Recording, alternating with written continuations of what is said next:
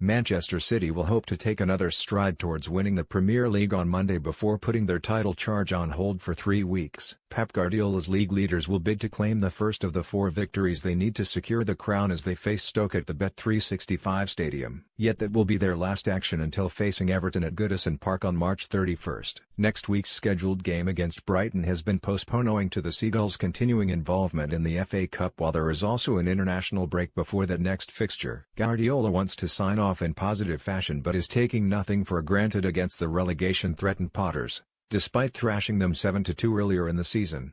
The City boss said, "It's always a tough game, Stoke City, and people talked about that before we came.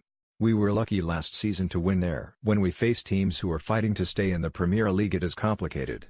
I think in all the leagues in Europe, at the end everybody plays to win titles, to be in the Champions League, to be in the Europa League or to stay in the league and avoid relegation. So, in all the leagues, it always happens until the last 4, 5, 6 fixtures, everything can happen."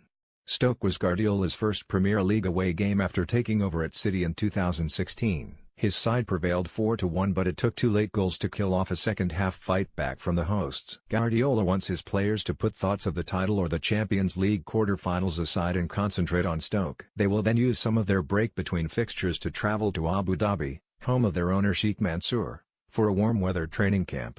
Guardiola said, "We need to be relaxed, stay calm and think about Stoke City. After we go to train in Abu Dhabi and after the international break hopefully the players will come back safe without injuries. And then we can think about Everton in the Champions League quarter-finals."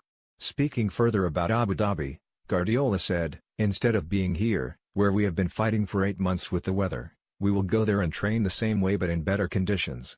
And we will see our chairman. We did it last season and we will prepare for the last 2 months of the season.